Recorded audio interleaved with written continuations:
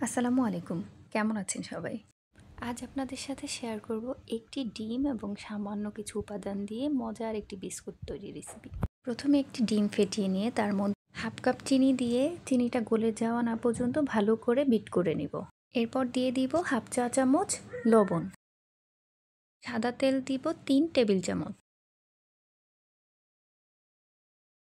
Baking powder দিব ১ চা চামচ।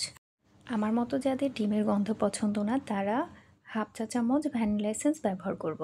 এরপরে মিশ্রণটি ভালো করে বিট করে নিয়ে তার মধ্যে দিয়ে দিব ১.৫ কাপ ময়দা।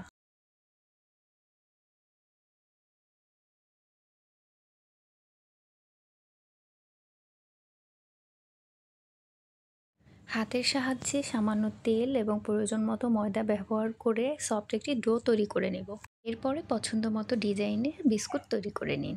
ওপরের সাইডে আমি সামান্য একটু মধু ব্রাশ করে নিলাম।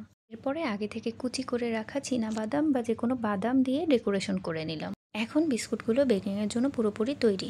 ওভেন ১৮০ ডিগ্রিতে বোথ সাইডে আমি ১৫ মিনিটের জন্য প্রিহিট করেছিলাম। পরে ওভেনে বিস্কুটের ট্রেটি বসালাম।